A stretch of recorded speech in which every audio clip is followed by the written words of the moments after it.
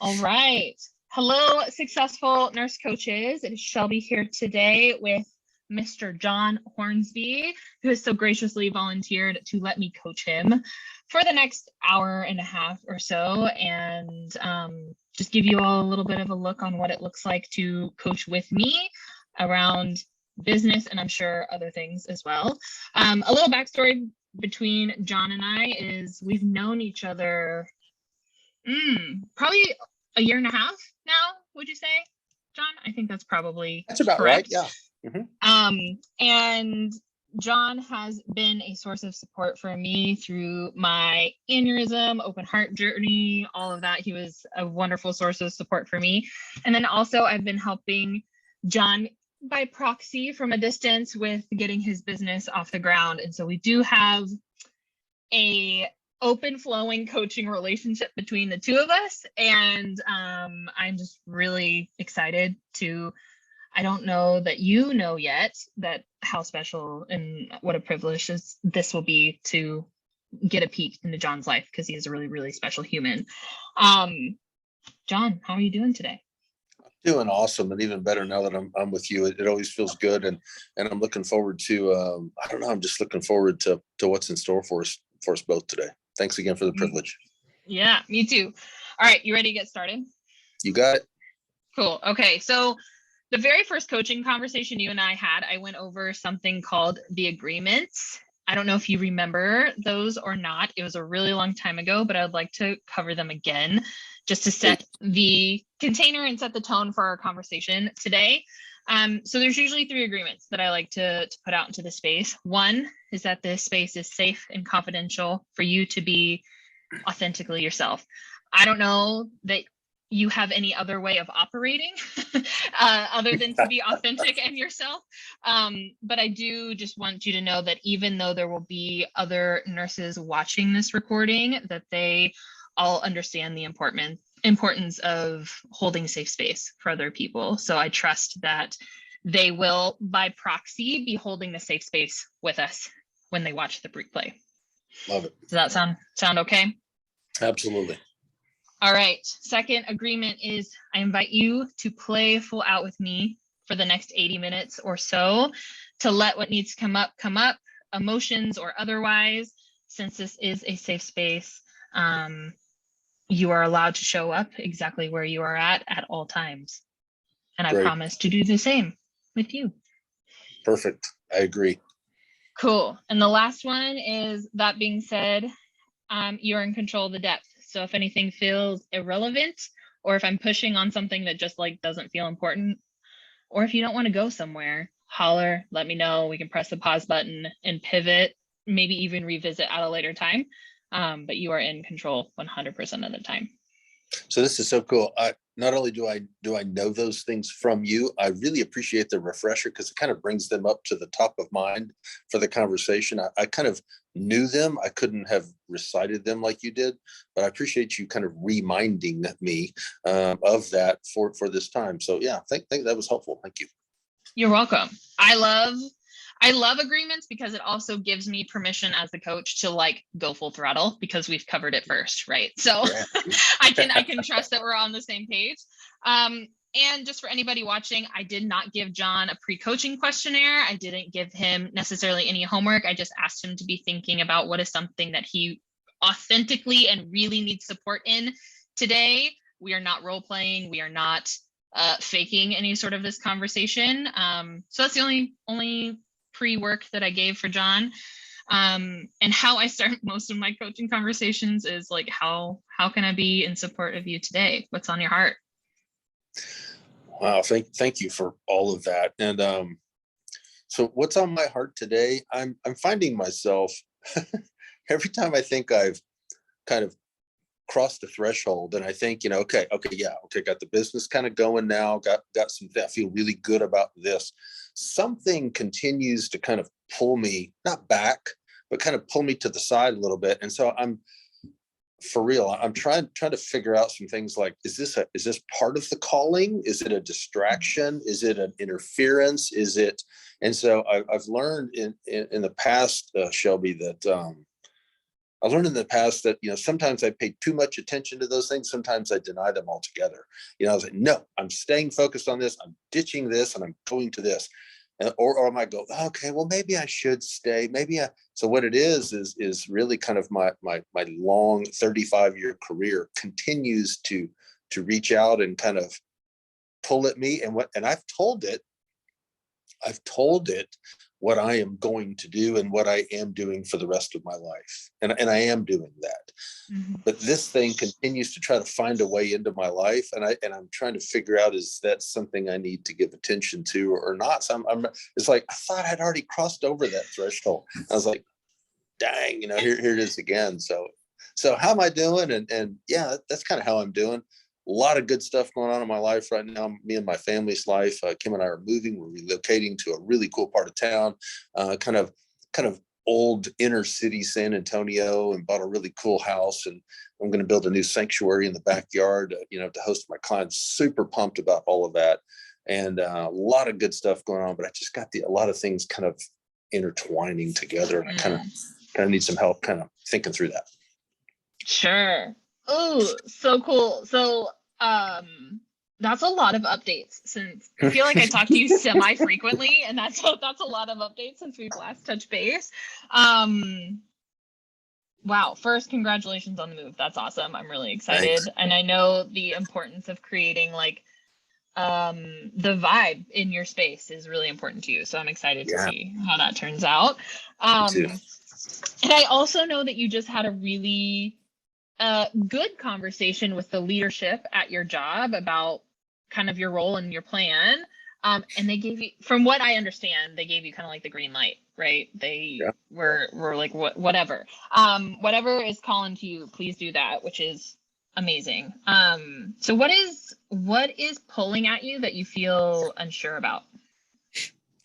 I think that's a great question. So I think the way I feel, I know how I'm feeling right now is I'm trying to do, I'm not trying to do both, and I'm trying to do all of it, and I'm a little bit trepidatious. I'm a little bit nervous about letting go of this and transferring it over to the other, to the new, letting go of the old and making the new. So it's like, yeah, I can make this work over here. And that next thing, I'm going to be like 200%, and I that's not what I want. John doesn't operate well that way. There's a part of me that stays in that grind, but there's a part of me that says, no. You can do better work and less of it, and better quality work with some kind of, so I can't figure out this balance. I'm afraid to go in and say, hey, you know what? I am going to work part-time here, and I'm going to transition to the other part of my work, to this new spiritual healing work that I've been called to do.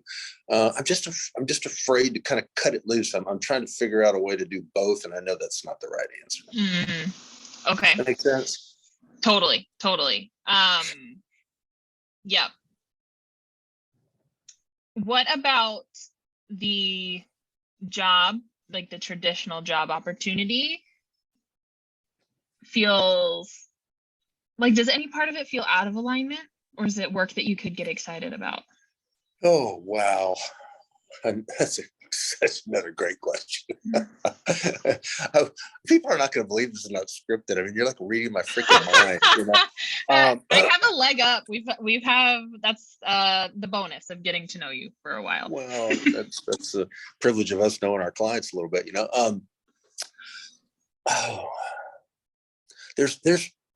There's parts of it that okay, so here it is. So I find myself, a piece of me, getting like really excited about something, but there's another deeper me. Ooh, I like this. There's a deeper me that recognizes that little excited boy. Ooh. They want me to do this. They want me to do that. And so I'm like, whoa. Is that a temptation? Like, is that just a need being met that I'm excited about? That a longing that I needed? You know what I mean? It's kind of like, is that something? So therefore I'm like, wait a second, don't fall for that, John. That's not authentic. That's a little boy with a need that's finally being met by an authority figure. And so I'm kind of having to watch that a little bit, say, is that something I'm just getting excited about or not? What feels really good while I'm talking to you, Shelby, is what feels really good is watching, being mindful of those things now, which is it's a new place for me. I mean, to be able to see them for what they are, and to be able to sit back in my centered self and say, okay, John, that is what it is, and let that be what it is, but don't react to it and don't respond to it and don't follow it per se, but just notice it and just watch it maybe, and say, what is this for real? Maybe it will dissolve and kind of come back to the real me, or maybe it's like, no, John, there is some things here that could take place. So that's part of where I'm at. There's another piece too, Shelby, that there's also a centered me that I'm very much enjoying being with. That is watching, saying, John, watch out, because this organization needs you perhaps more than you need it, in a way. And that's the first time I've ever really felt that way. And so its need for me might be kind of like being flirtatious a bit. Like, hey, let's just do whatever you want to do. But I don't sure if I trust that beyond the decision. I'm not sure if it will morph back to where I am. Does that make sense? So there's a little bit of reality there that's kind of saying, this might just be a flirtatious pickup line that I need to be mindful of. And I need to be thinking long term. And what does this really look like? So I'm not sure if I drifted from your question or not, but that's kind of how I'm feeling. Yeah. It like halfway answers my question and answers another question that I had of like how it feels when you think about it. So like it sounds like you're very in tune, and when you are centered and in tune, you find yourself like hesitant of like, is it real? Is it real? I think what I would love some more clarity on is like the work that your job potentially wants you to do, that's flirting with you, as you say. Is it the same as the work that you get to do in your own business, or is it different? No, it actually has a new appeal. It has a new it has it has a new outfit on.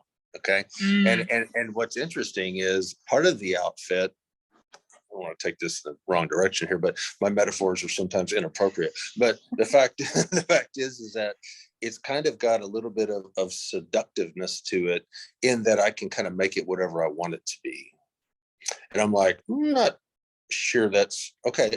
I'll fall for that. And I'll say, this is what I think would be most helpful. And this is what I think would be most meaningful to the business and to me. Now, whether they really, want that or need that long term, that's the part I'm not sure I trust yet.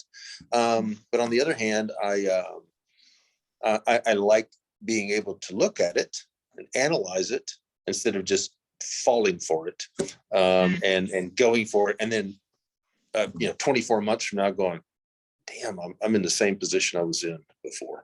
So I'm really, really feeling good about being able to sit back and just go, I think I'm just going to kind of watch this for a minute. I'm going to pray about it. I'm going to meditate on it. And I'm going to kind of let things kind of settle a little bit, so I can see things as they are instead of what I want them to be, and falling for my own illusions. Does that make sense?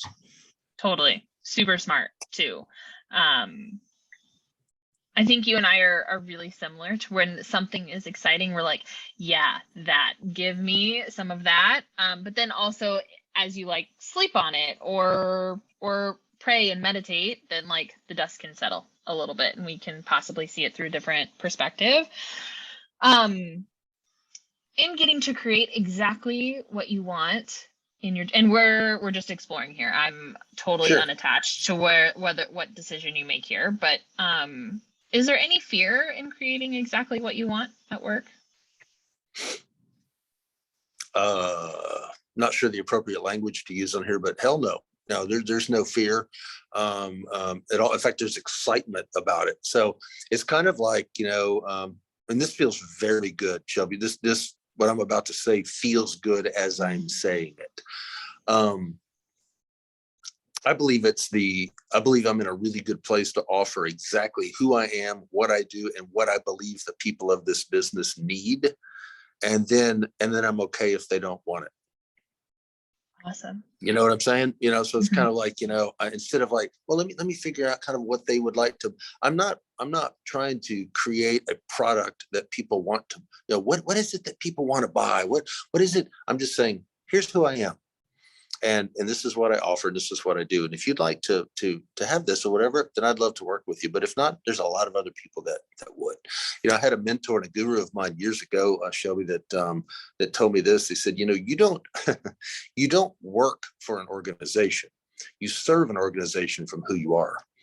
And I was like, wow, that's a game changer. Otherwise, I just run around trying to stay employed. Which is pretty smart to do sometimes, when you're raising a family and got a lot going on, there's decisions to make. But to say, hey, this is who I am and this is what I do, and I'm serving the business from who I am. And it took me a little while to figure out who I am, but here I am. Here you are. Here you are. Yeah, and I think that that's even a really big shift from your thought process a year ago. Because you're absolutely like a huge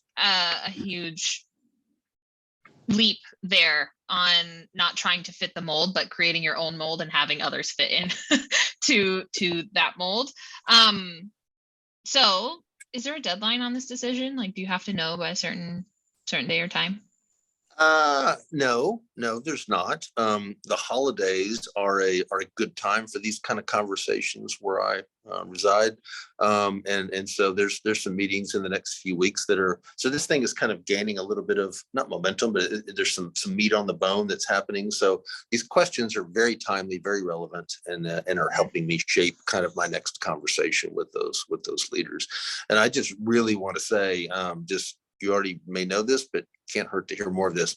You, Sarah, the people who have been voices in my life to say, John, that we see in you what you don't quite see in yourself yet, has been the shift that's happened in me in the last year and a half. And so I hope you never underestimate the voice, because sometimes we need to hear the other voice, because I've only had one voice for 35 years. And so to hear it from others, to say, okay, maybe there is something to look at. So thank you for that. Yeah, thank you for saying that. I appreciate that compliment. Yeah, and supporting you even like right out of the beginning, and then just getting to connect again and see all of your progress has been like really freaking cool for me too. Like the long-term success has been really awesome. Okay, so conversations are important at work right now, or like they're potent, I should say, end of year budgeting, that sort of thing. How would you like that next conversation to go? Like what would you want to bring to the table? So I believe it's going to be a next level conversation. And I think I need to make the move. Well, I'm going to make the move. So instead of typical long tenured conversations with executives in a big corporation to say, hey, what do you need me to do? Or, what kind of offer, or what do you think, what do you need? It's more like, this is what this needs to look like. So that's kind of big, right? That's like almost like a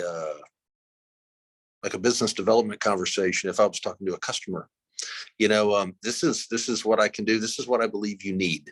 Okay. And I'm not just trying to sell you my services, but this is, if I look inside the hearts and souls of the people here and what I really could help this business, this is what I believe will be most helpful. And then try to sell them on it, and so I feel like I'm kind of in the driver's seat there. And I like the feeling of that, because I'm extremely confident in what I do. There was a conversation a couple of weeks ago that said, do you think what you're going to do, we could do here? And I said, you desperately need what I do here. I just don't think you want it.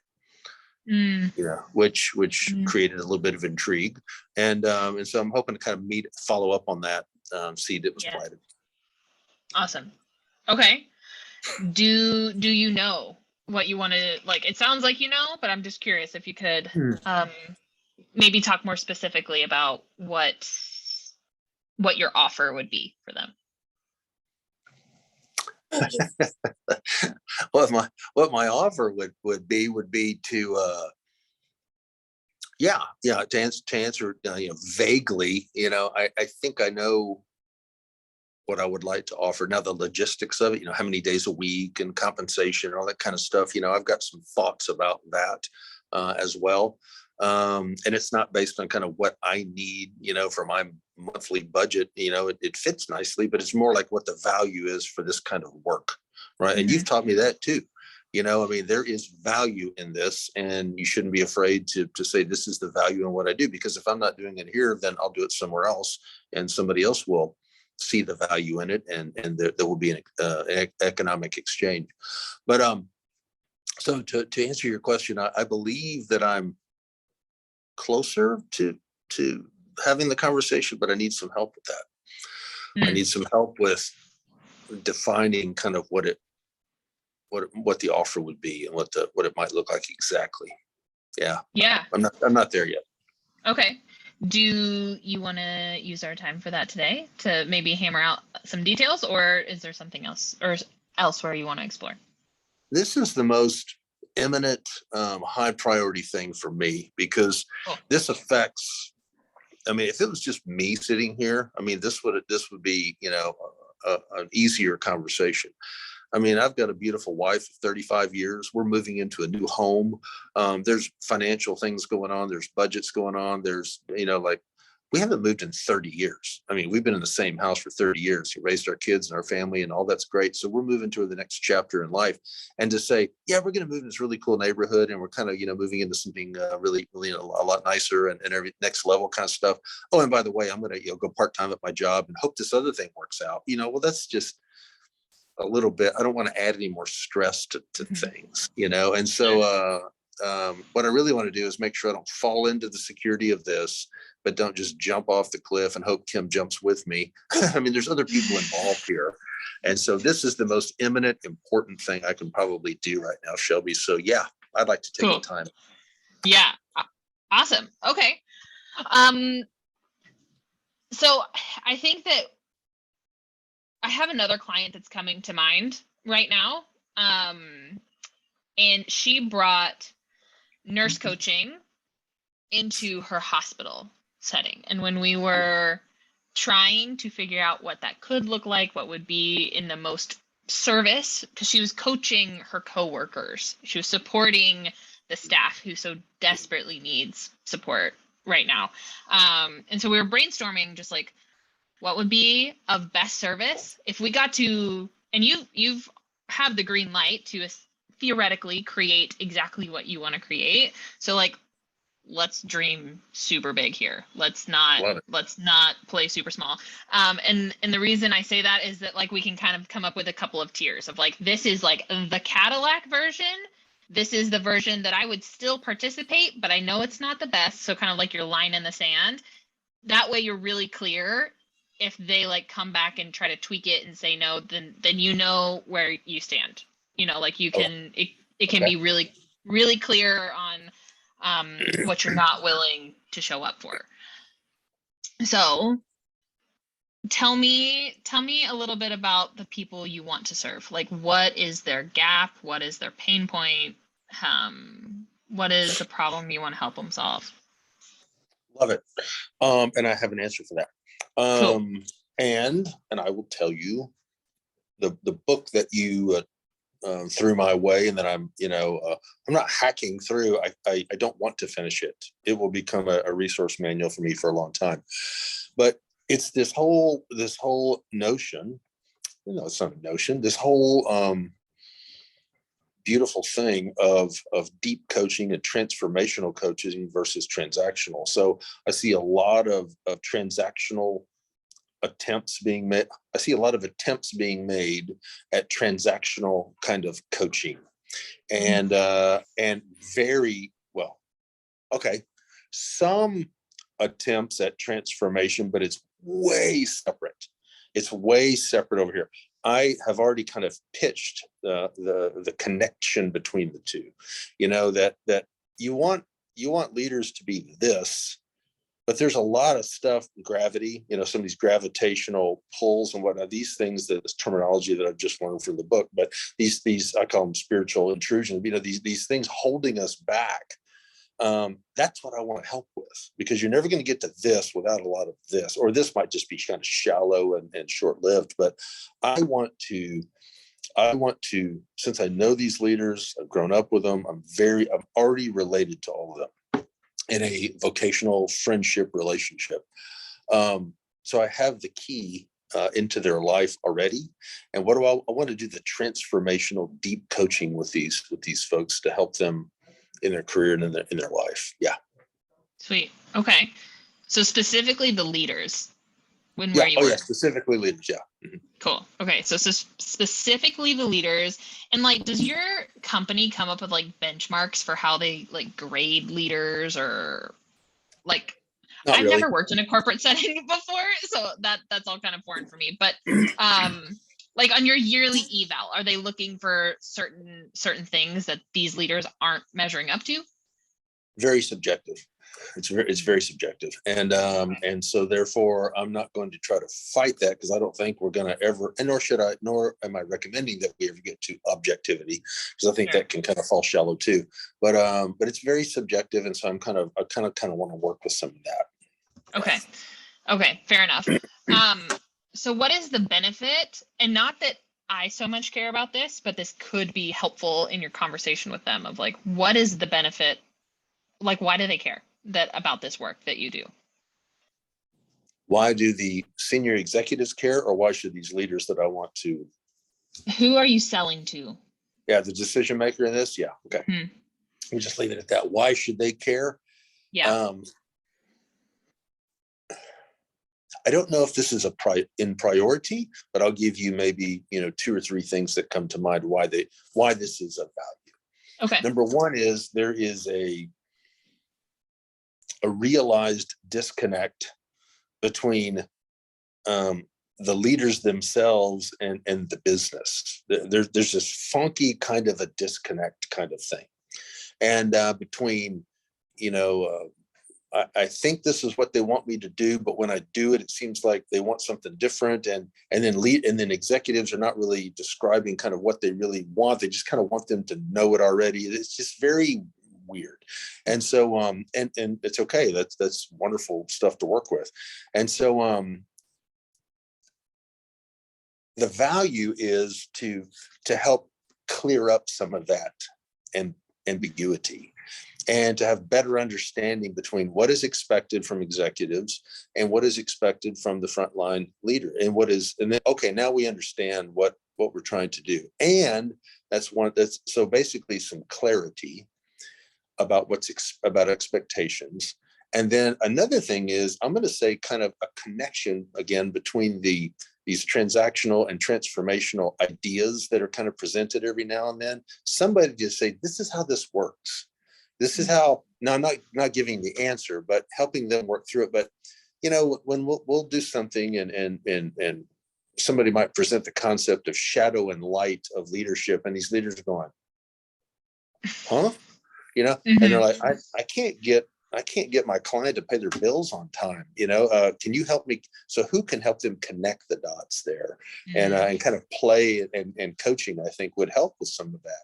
Some of the other things, so that there's a value in connectivity of these ideas. And then there's another value of, I would have to say, kind of, this sounds so employee engagement cliche, but kind of a retention and an effort, discretionary effort kind of a thing. People go, okay, now I'm not spending a lot of energy trying to figure all this out anymore, or try to figure out, should I stay here or not? So you're damn right I want to stay. And yes, now I can put that aside, and now I can say, okay, now I know what to give my effort to. So it really creates an engagement aspect too that I think we've been really looking for as well. And Shelby, this is a great time because so much has changed in the corporate world in the last 2 years. I mean, COVID was awful and still is.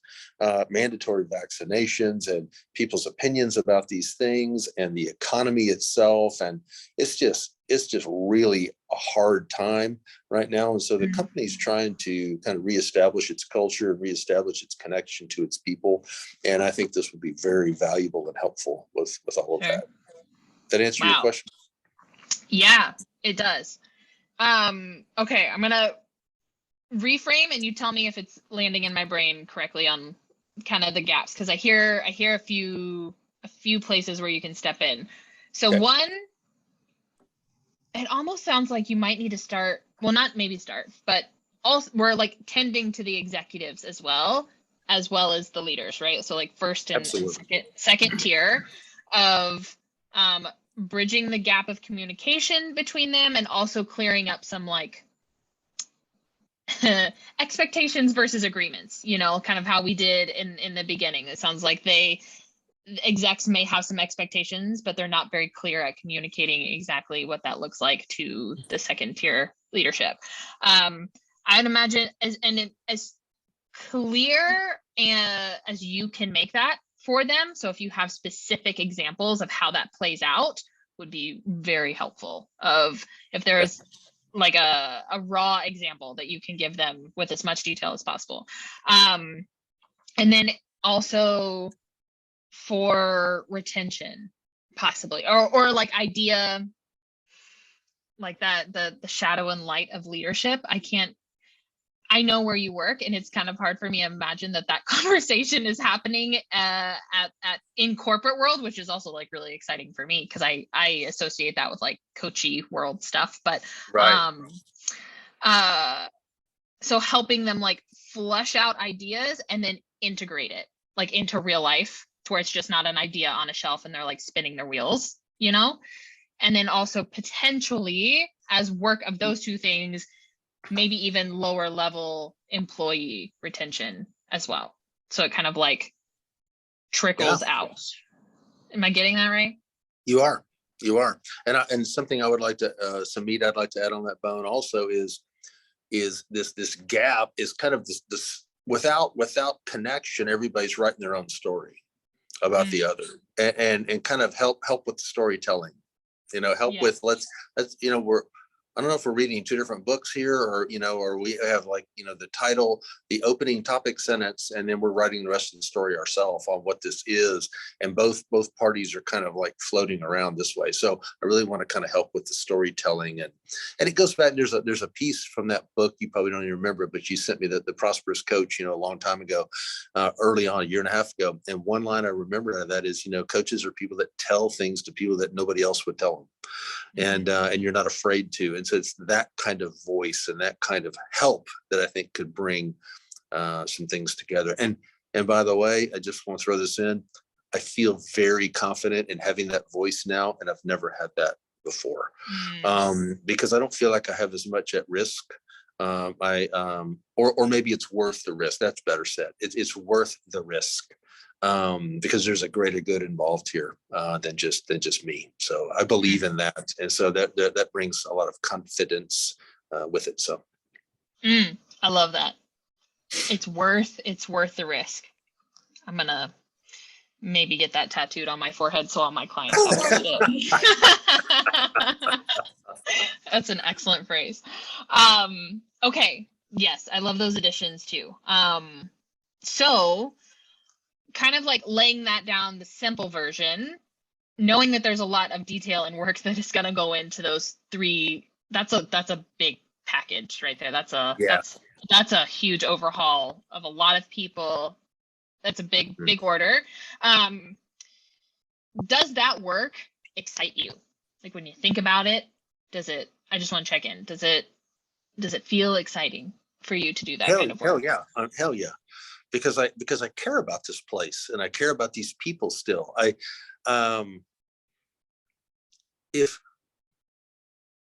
need to speak this. Yes, it excites me because I still care deeply about these people and about this business. I've been here 35 years. I've invested, you know, that's way over half my age, even as old as I am.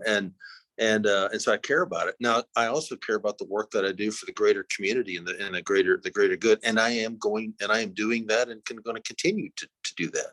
But I think there would be a grief. There'd be two. Can I speak about two griefs super quick? There would be a grief. There would be a grief, Shelby, if I did not pursue my greater community spiritual healing work that I am called to do. If I never pursued that and I just stayed with what I'm doing for another few years, that would make me really sad that I missed out on that opportunity. What would be equally as sad, I believe, is if I just left all this and didn't try one last time. And I just said, screw it, and I left and I went and pursued my own thing, which is going to be great and which already is great. But there would be a hole there. There would be like, I wonder what if? And so I think this is these conversations in the next 30 days will really help define my what if. And then I'll know. Yeah, that makes a lot of sense. If you come to the table and you have all these conversations with the decision makers and you say, this is what I want to do, and they either say no or they shut it down to a level that like wouldn't be effective, like they prune it all to where they're just, to where it wouldn't be as potent.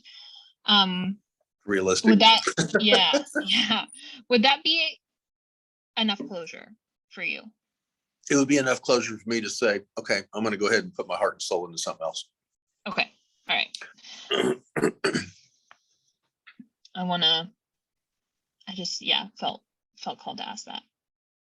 Well, I'm glad you did. Because it's the question I needed to answer for myself too. I don't think that would be just I don't think that would be a, hey, nice talking to you, good luck. And there would be some conversation after that, like, you have stated, I'm in the back of my head, here's what I have. I'm not going to say this, but in the back of my head, it's like, you got one more chance. You got one more shot for me to help. And because it's been going on for a long, long time. And I didn't know what the hell I was doing before with this conversation, but I feel really much better about it now. Yeah. In the back of my head, it's like, one more chance. And I've already been to this rodeo a number of times. And if it goes into pruning and shaping and kind of, defaulting down into something else, I'm going to say I get it. And that's, you're describing what the business wants. And it's exactly what I thought you wanted, but it's not what you need. And it's not what's fulfilling to me. And I'm going to go put my energy and my heart and soul into my fullest calling. And love you. And thank you. It's been wonderful. And then I'll figure out what that looks like. Yeah, totally. I think that knowing where your boundaries are would be because of stuff that we've talked about outside of this conversation for months now. You've been like on the starting line, so to speak, of like going full time into your own business, and Spirit has supported you greatly in that area. Like, you have gone, your retreats alone have just like taken off in the past few months. So I know that whatever is meant to happen here is going to be happening for you, right? It's going to be shining a light on either confirming to go all in for you, or to kind of like put the cherry on top on your exit from this company as well. So I have complete trust that it will work out the way it's supposed to work out. But when navigating it, it can just be super helpful to be like, this is what I want to do. This is what I'm not wanting to do.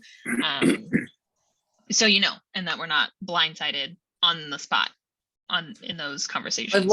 I love this. Thank you so much for this, because having thought about those things before I go into these, kind of crucial conversations, pardon the pun, but having some having some resting spots, boundaries, centeredness going in, then I have something to run these options against, and they're not hard and fast. Like, if I don't get this, then it's not that. There's some flexibility with how it's organic a little bit. But if I just go in there and just kind of float around with whatever is thrown at me, that's an emotional, kind of shallow, reactive kind of a thing. And I've spent a long time in my life doing that. And it doesn't always work out long term. Sometimes it does, but most of the time it doesn't. So having some things to say, this is what I feel sure about and confident about, and know that I know before I go in there, that's got to happen. Otherwise, I'll just get blown around with the emotion of the day, and Sure. I don't know how that would end up. But yeah, right. Thank you for that. So important. Yeah, absolutely. Okay, good. I don't know how you're feeling, but I'm feeling pretty good about where your boundaries are kind of like popping up here. Kind of like circling back to those kind of like that offer of those 3 pain points: the communication between executives, the client retention, and helping leaders like flesh out ideas and being able to integrate them. Are any of those, or I should ask, like, what of those 3 are negotiable for you, or like what's priority here out of those 3 things? In other words, if I don't get one of those, which one would I walk away? Yeah.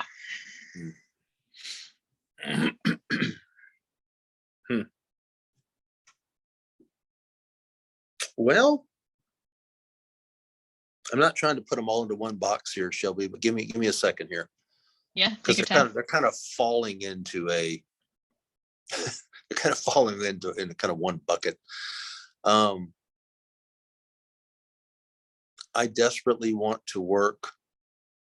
I desperately feel a desire to work with the executive level and emerging executive level people of this business, because I think that's where the problem is. And I feel what might be coming somewhere in my soul is that that they say, hey, we could really leverage your relationships with the mid-level and not people, and that's where we really want you to work. And I've seen that, I've sensed it, I've pictured it, and it to me it's more of a retention strategy. Hey, here's a way to keep him around. He wants to do something more. Let's let him do it with this level of people. And so I which one of those, if I don't get to work with the level of people that I think where the issue is, it's not a pride thing. It's not I want to be an executive too, so I need to be, and I want to go to those dinners too. It's not that at all. I think that's where the problem is. And I want to work with those people. And if I don't get to, then that'll be a big sign. I know I answered that really kind of in a weird backhanded way, but yeah. Yeah, no, I was hoping you would say that. Again, I've never worked, well, that's not true. I've worked for hospital corporations. It's different, but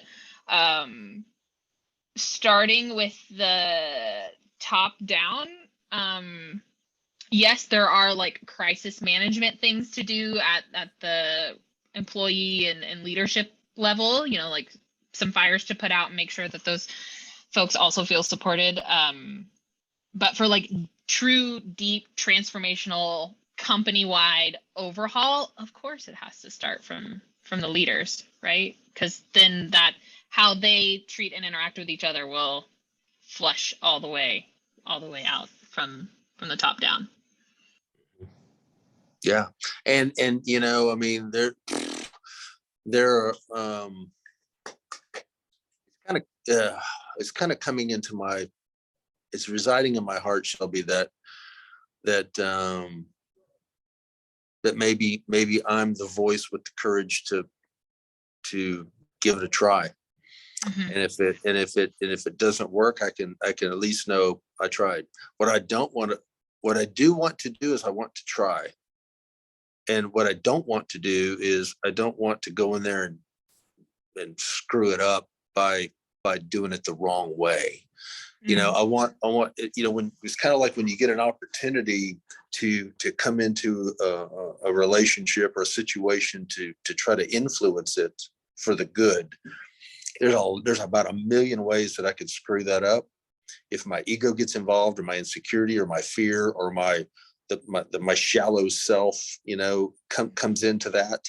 But that's where I really want to do some soul settling before I go into these. I did it in the last 2 meetings that I've had, and it went really well. I literally went into our prayer and meditation room, and it wasn't the spot, but I just kind of breathed, and I relaxed, and I prayed, and I just said, Spirit, just you do the work today. Anything that's John, anything that's me, leave it out of there right now. I just really want to empty, let you fill me, and then let's go have the conversation. I've got to make sure I do that, because this next level conversation, Shelby, could have a lot of anxiety with it. Mm-hmm. And that means a lot of parts of me show up that I don't want to come to the meeting. And I could really screw this up, if I don't stay centered with it. Does that make sense? Yeah, it does. It does. What I also hear you saying is that you have a pretty solid plan to meet those anxious parts of you. Yes, I do. Mm-hmm. And through even my own healing work, and as a diagnosed anxious person, like there's a normal amount of anxiety that is warranted, right? This is a big deal. There's a lot riding on it. It's not just a passion project, but it's your life's work, right? Like you're like putting a piece of your heart on the table to help the company. So of course that's anxiety producing. It's just like we're trying to manage the too much anxiety that can like make you jittery and potentially make you ping pong all over the room. Those last 2 meetings that you had, when you took time to get grounded and get centered and call in what was meant to be there and just let go of what's not, was it enough? Yeah, it felt extremely peaceful. It was almost an out-of-body experience, for real. I mean, I literally said some things and I go, wow, man, good for you. Or I didn't say a lot of things and I was like, hey man, good for you. Good job, man. And you didn't react to that, or you didn't respond to that, or, well, you said that and you said it in an appropriate way. You didn't say it from some, other anxious way. So yeah, absolutely. I could tell the difference. Awesome. Mm-hmm.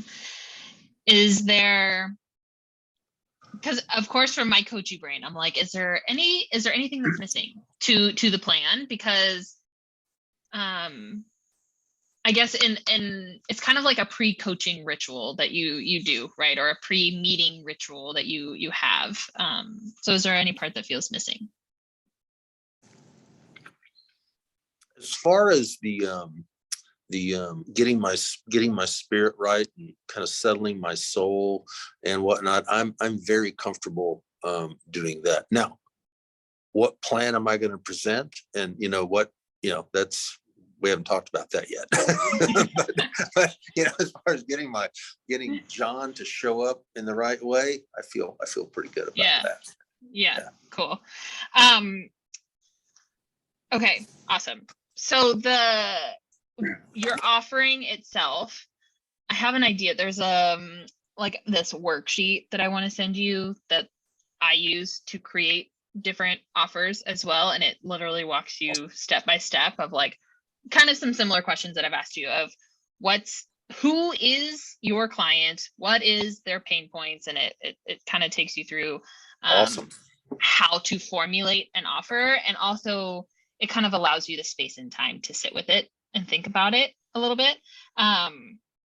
The first time I ever sat down, I had an offer for like 18 months, and then I sat down and did that homework, and I was like, oh wow, it's so much easier when it's organized like on paper rather than just like floating around in my brain.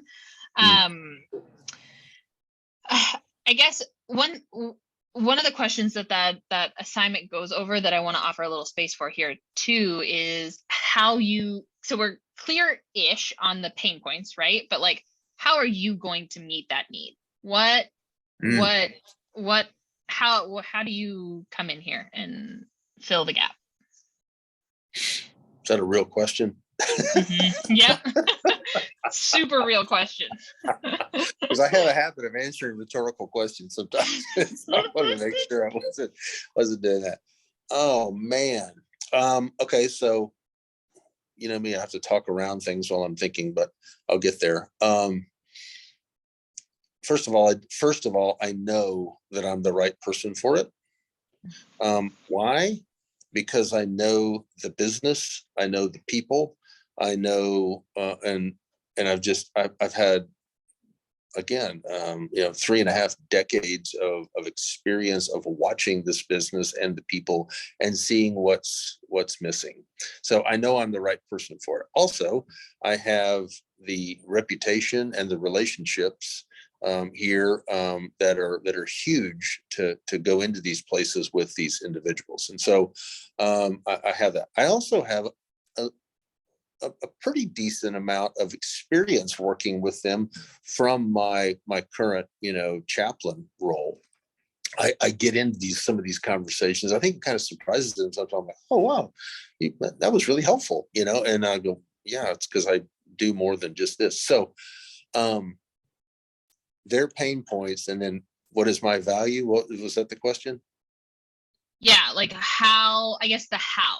Like, so I'm hearing that you have like, I got you. Okay. I agree. No one better qualified than you for this specific need because you're so integrated. Right. Yeah, but like how? So here's one of the hows. I believe that I would have to say corporate positioning would be one of the hows. I believe that again, I've checked my ego. This is not about ego, but I believe that I need to be seen as one of them. So it needs to be a kind of, I call it a position of prominence, or a kind of a hey, he is one of us, and he is working within us. He's not something in the benefits department that you might run into in the cafe, and he's a cool guy so you can visit. It's got to be, so the how is kind of a positioning kind of a thing. It also has to be a position that is included in collaborative conversations and collaborations, like strategic conversations, or I don't know, when there's gatherings of this group, I need to be a part of that. So that I'm seen as somebody that's important to the business and important to them, and that I can work. So kind of positioning is one thing. I also believe that there is, I'm not sure if this is coming out exactly like I want it to, but I'm going to keep talking about it for a second. There are current programs that are in place that I think need my help. And I have not been, at multiple requests, I have not been included in those things to be helpful. Why? I still don't have the right answer, but this is my one last chance to find out why.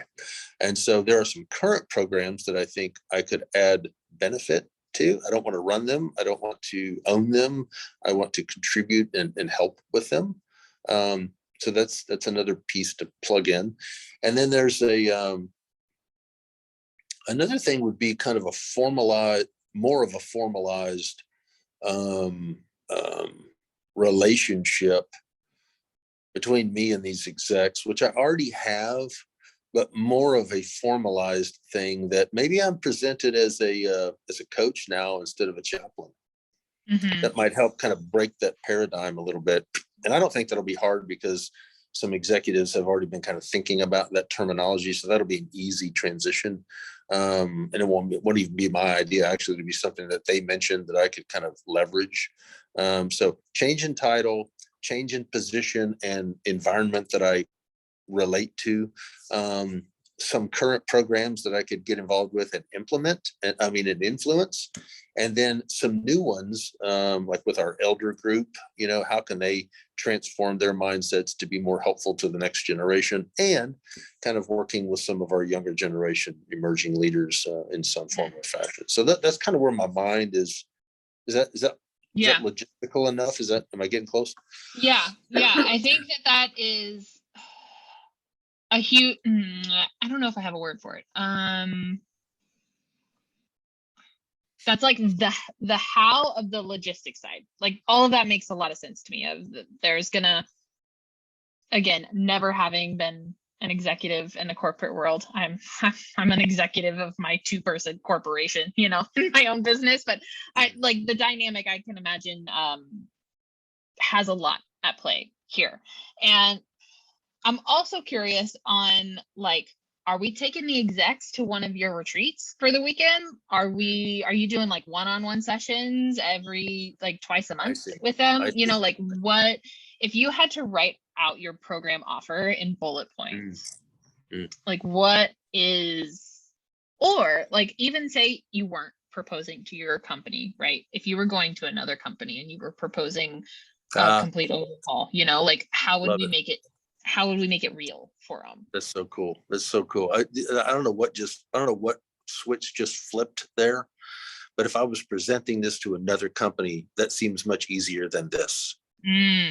So thank you for that. That's really, because wow, you just did it.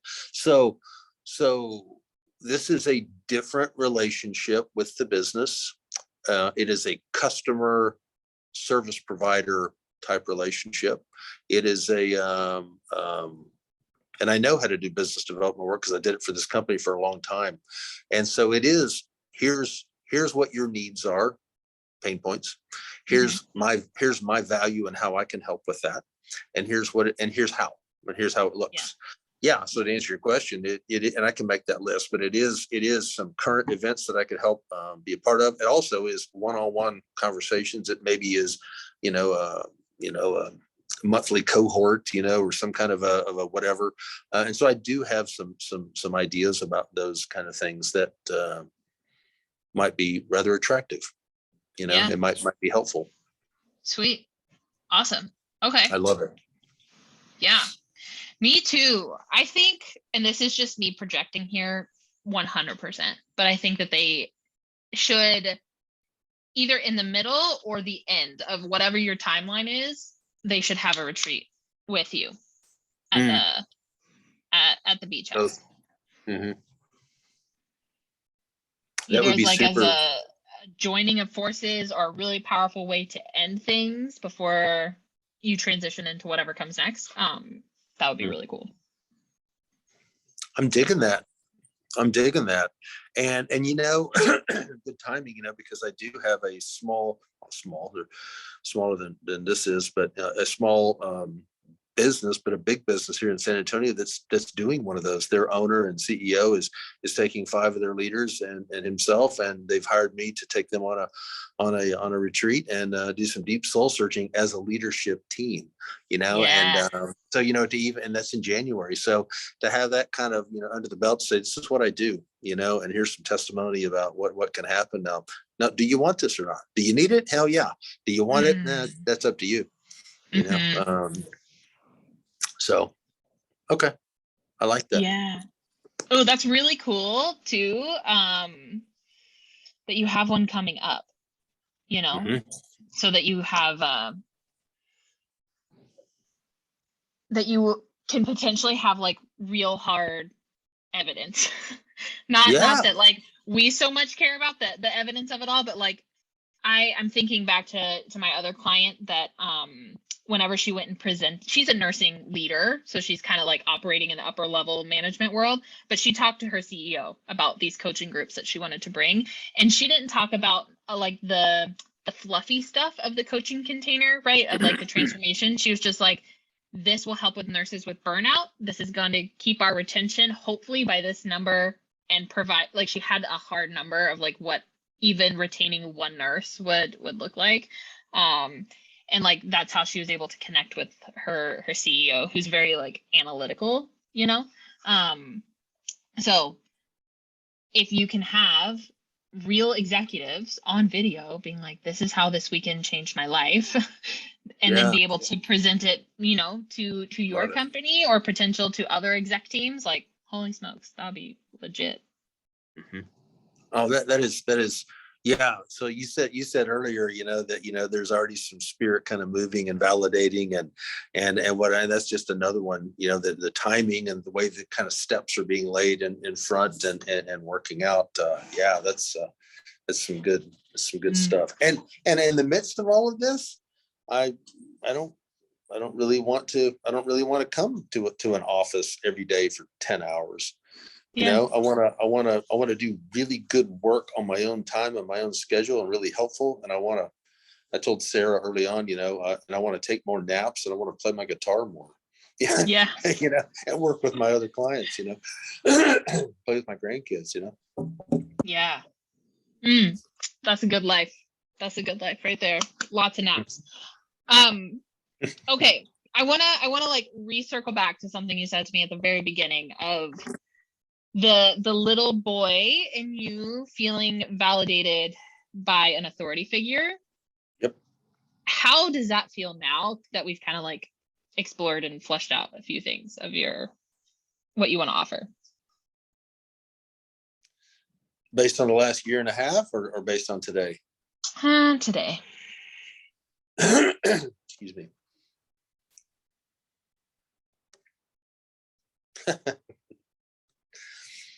I feel like this feels pretty cool. I feel like the little boy, I like this. I feel like the little boy is very happy right now because he doesn't have to be in charge. The little boy, is, ooh, man, I'm getting chills. The image in my mind right now is the little boy is riding in the car and usually has to drive because his dad is drunk. And so he has to take the wheel and take responsibility for the dad who's incapable of taking care of him. And so, but now he's like, hey, dad's got the wheel. And I can rest in the back now and let dad take it. And holy smokes. I mean, that is real. I mean, it's in my mind right now, clear as a bell. And it feels really, really good that dad's in a healthy place now where dad can take the wheel, and I can rest in the back. I feel it too. Whew. Wow. You did good. You did good, Shelby. You should really think about doing this for a living. You should really think about maybe starting a bit. I'm going to just go on record. You should start a business and really help other people.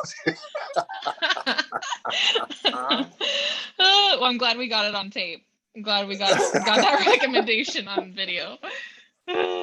How are those? I mean, I can even see that imagery in my head as you describe it, and I like feel it in my chest as you describe it. How are these two things connected? Like what about our conversation today shifted that? I think Shelby, oh man.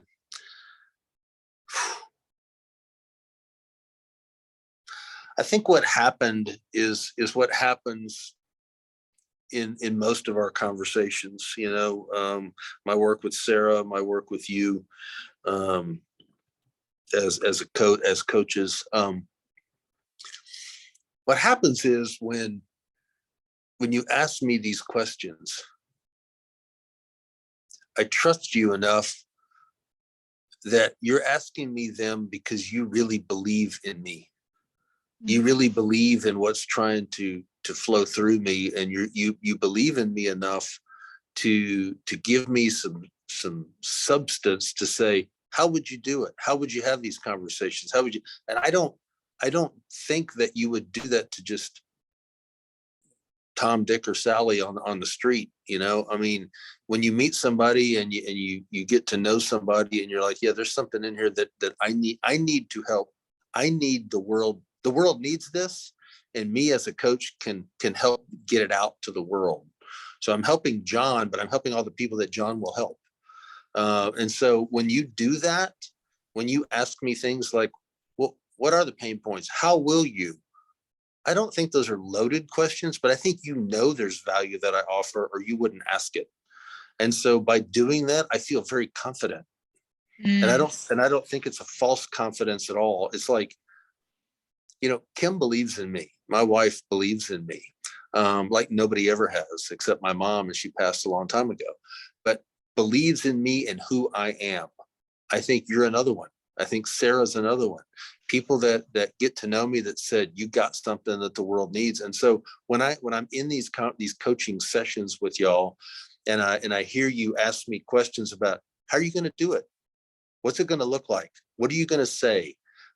Put some meat on this, some substance, put some objectivity to it or whatever, that fires me up and gives me confidence to say, I'm going to go do this, and I don't think it's one of these, sold John on a package, and he's gonna crash and burn, but at least I got my check. Be sure and Venmo me before that conversation, John, because it's going to fail miserably, but at least I got paid. There's none of that. And so what shifted? Same thing that shifts every conversation we have. I'm renewed in my confidence and encouragement to keep pressing forward. So yeah, I don't think I could ever get enough of this. Thank you for sharing that. And can I offer a little insight just for everybody listening on my perspective of our conversations? Is each time that we get a chance to connect and like have a more formal coaching session, I do not know where it's going to go. John texted me earlier this week and was like, hey, do you want to meet before our call to touch base beforehand? And I had to resist saying yes to that, because the planner in me just really wanted to like come up with some bullet points and have this recording be super epic and super awesome. But I know, and John, I know you know this too, but that the magic comes from like being in the moment right here, right now, right? I had no agenda before this call. I had no idea where it was going to go. I have never worked, I've said this probably 8 times on this call, I've never worked a corporate job. I don't know. And as nurse coaches, we wrestle with this idea that we don't have all the answers. As nurses, we love to have the answers. We're expected to have the answers in the hospital. And in this role, it's different, right? So it's like exercising a new muscle. But had I come in here with a business plan for John or a offer mock-up, it would not have been as good as the one that you just laid out. It would not be as powerful. So I just wanted to make sure that was crystal clear for anybody watching, of like, I didn't have a secret agenda here at all. And even the questions that I asked are powerful but simple. They're not like previously constructed questions that I had on a piece of paper. In fact, this is what I have written down. I have our agreements written down, John. I have your name. And I have the thing that I want to send you after the call. That's all I have written down. I didn't even take any notes. But yeah, I think what you described there is beautiful, like just so beautifully encapsulates like what it means to have a coach, so that you get to like plug in and borrow sometimes somebody else's confidence. Because as coaches, and I'm sure you see this with your one-on-one work as well, like you see your client differently than they see themselves. It's like a superpower that we have. You see their potential, you get invested in their potential. And like, that's how I feel whenever we talk, is that I see it. And I know that you're starting to see it too, of just how much the world needs what you do. Love it. Thank you so much. And as a kind of a punctuation on the end of that, and what would really be helpful is, at some point, in the near future, when you circle back and say, how did it go? There's a little implied accountability there. What I don't want to do is is engage with you again as much as I enjoy it, and engage with you and not have something to say back. Like, yeah, I'm still thinking about it. It just doesn't feel as right. Now I'll say, here's how it went, and I did these things, and it really turned out this way. And and so that accountability is a piece that's desperately needed in my life. Yeah, I'm a big idea guy, terrible on execution. Terrible. I would argue that you are getting really good at the execution part. That even in just like a year and a half, your follow through is insanely different than the first time we met. Absolutely. This is a pretty low standard to beat, but it's better. I'll take improvement. Yeah, it is better. All right, John, I got 10 minutes left here, and I know that this kind of feels like it might be like naturally wrapping up on its own, but I want to make sure that if there's anything else you want to put out on the table or like flush out, I have space for it. Got some space. I appreciate that. Let me breathe on that just for a second.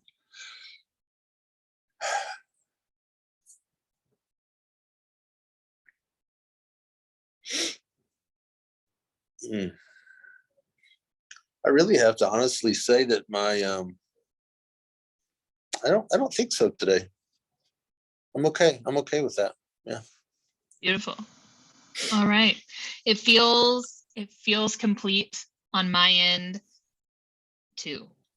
I mean, like, we could talk all day about like anything else, but sure. as far as what we came here to do, it feels good.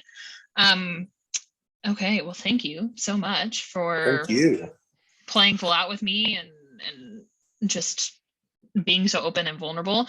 I have some things that I want to send you just to give you some tools to kind of further flesh out the offer and nail it down as much as you can. And if you have any questions, holler, let me know. Absolutely. You reminded me of something, Shelby, and I'll say this in closing for me anyway.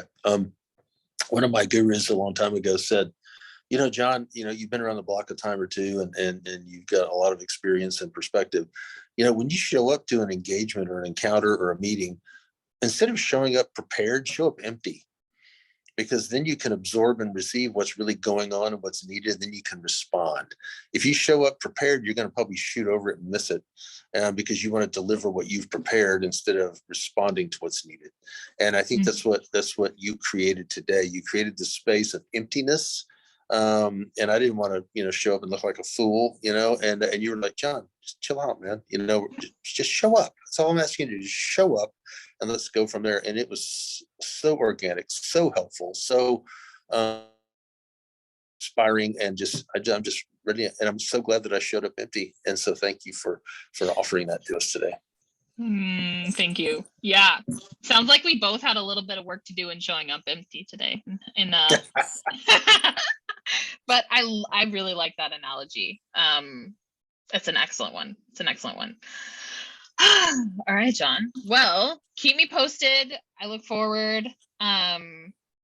So for any of my current clients watching, you are going to get the honor to meet John in person in February at our retreat, which is really exciting. Can't wait. But yeah, John, however I can continue to support you, let me know. I'm here for you. You got it, sister. Thank you so much for your good work. Keep doing what you do, and can't wait to see y'all in February. Yeah. All right, John. I'm gonna hit pause here, and then we'll wrap up. Sounds great.